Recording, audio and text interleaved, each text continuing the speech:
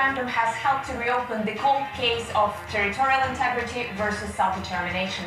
With the Kosovo precedent now being relied on by Russia and dismissed by the West, is it once again a case of might making right? Well, to discuss that, I'm now joined by Alexander Pavkovic, a professor at Macquarie University in Australia and the author of the book Creating New States. Professor Pavkovic, thank you very much for appearing on the show. You're most welcome.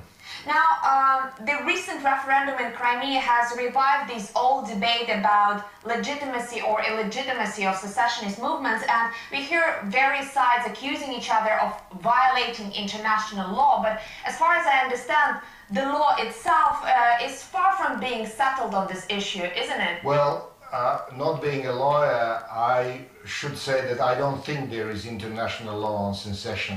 So any appeal to international law is appeal to variety, either judgments or variety of principles, none of which really deal with secession. So it's all about political statements after all, and scoring political points and making political rhetoric essentially. That's what I think, and it's not only my opinion. Quite a number of international lawyers also believe that secession is not regulated by international law, and that consequently any statement that we make about secession is a political statement primarily. Now, given that we've seen quite a few secessionist movements since the late 1980s, why do you think the law is so ambiguous, so vague on this issue? Isn't it because this ambiguity leaves plenty of loopholes for political manipulation by, all sides involved? You can put it that way, but I think that the answer is relatively simple. States want to preserve their territory. That is one of their main functions. And consequently, any attempt to regulate how you take away territory from a particular state is going to be controversial, because very few states are ready voluntarily to give up territory.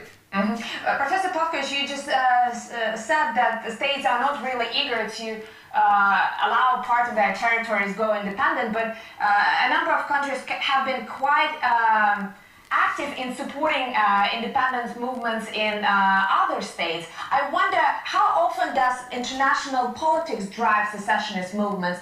Is it possible in this day and age to find a truly independence movement that would be free of geopolitics? Well, one lesson that every secessionist movement has learned by now is that if you do not have agreement of your host state, of your state from which you are seceding, if you don't have agreement to gain independence from that, then you need an outside sponsor.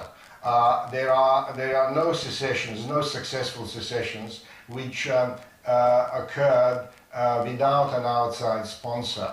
Now, given that, whenever you have a secessionist movement which is serious about gaining independence, seceding, they will seek an international sponsor, and often they will gain it. Sometimes they don't gain international sponsors, and in most cases they don't succeed in gaining independence. So there is a dynamic there which is relatively unexplored, but we are at least aware that you cannot successfully secede without an international sponsor.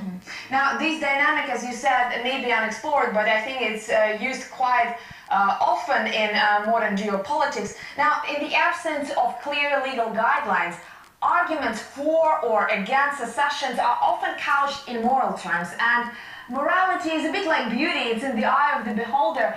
I guess you can make a moral case both for and against any secession movement, right?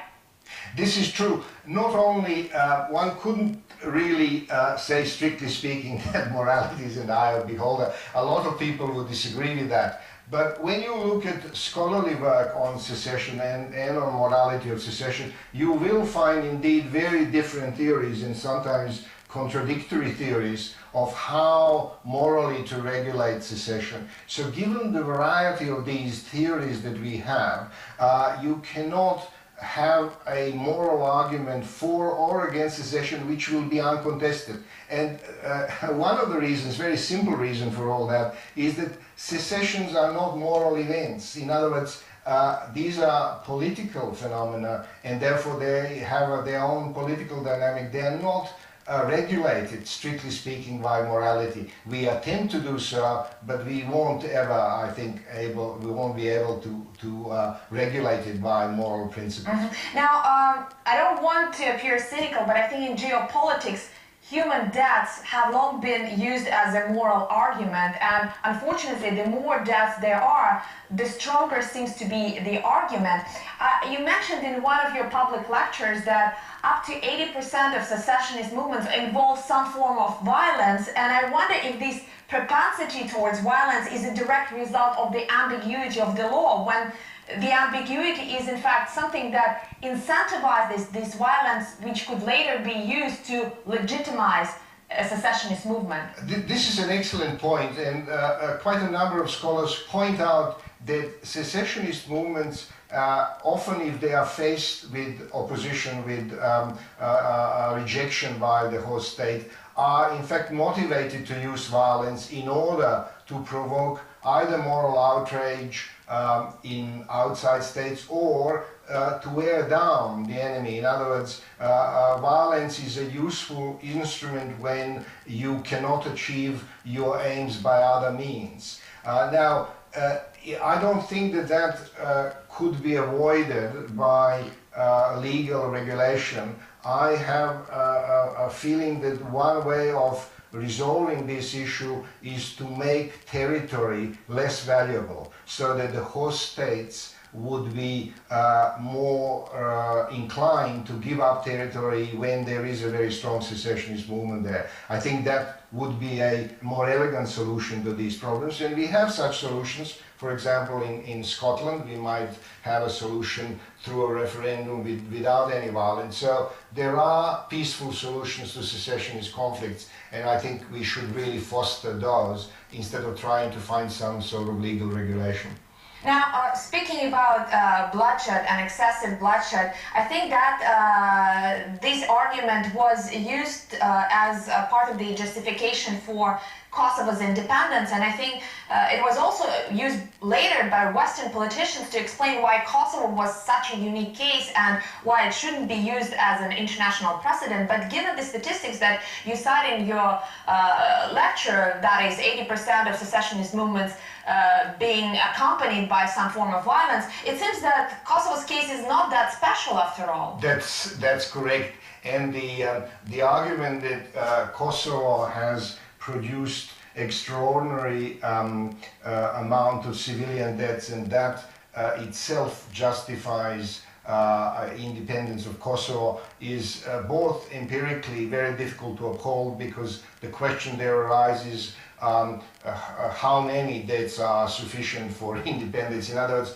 what do you compare it with? And when you compare it with other kinds of successful secession, such as secession of Bangladesh in 1971, which had many more deaths involved than Kosovo, and was indeed a precedent, if you want, for a successful secession, we can see that there are many precedents of Kosovo, both in terms of violence and in terms of successful secession, so that Kosovo is in no way unique. However, this is not the point. It's really not, the statement about uniqueness of Kosovo is really not a point about the history of secession. It's rather a point that the governments which are arguing that this is a unique case, well, they're basically saying we are not going to support secessionist movements of this kind, so please don't take us as encouraging secessionist movements. And you know, this might be a way of saying that, but it's not a very effective way of saying that. It's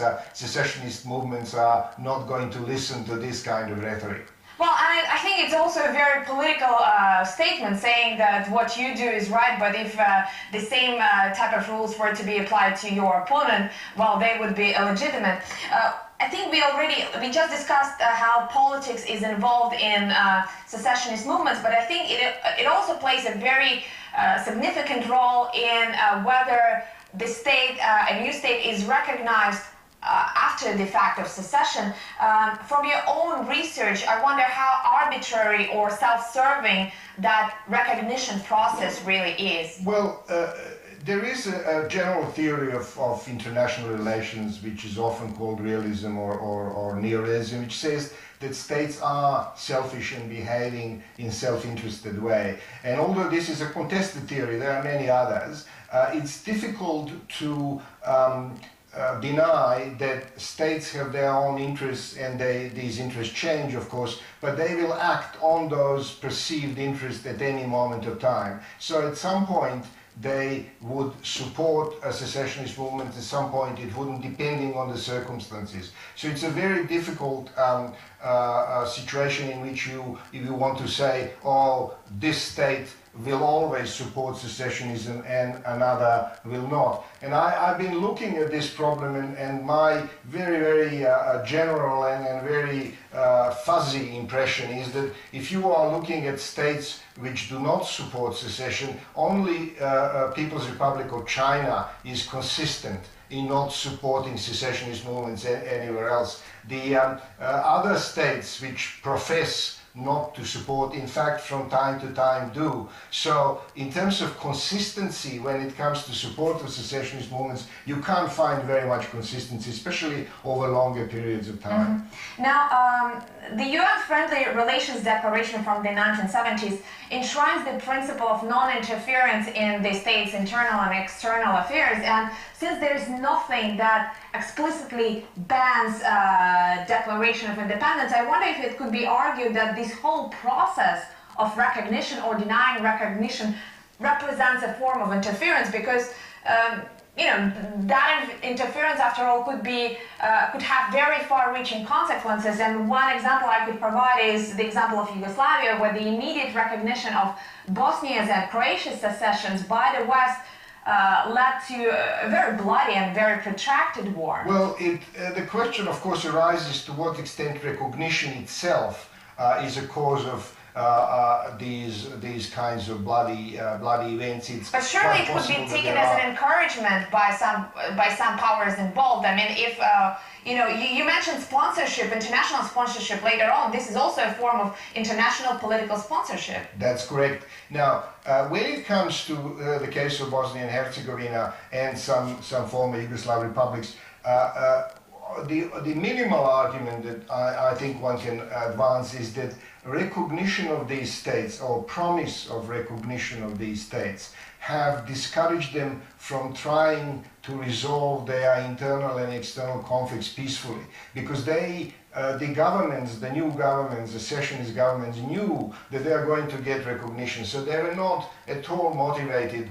to negotiate with their minorities or negotiate with other secessionist groups within these states. And this is quite obvious in case of Bosnia and Herzegovina, where the US has supported one faction within this state, because that faction, they believed at the time, represents the whole state. That recognition may have placated one side, but it has actually made the other side quite angry, and as we know, the war has continued after all. But we have to take a very short break now. When we come back, the Crimean referendum has resurrected a decade-old rationale for justifying Kosovo's independence. If it was solid enough back then, why is it illegitimate now? That's coming up in a few moments here on Worlds Apart.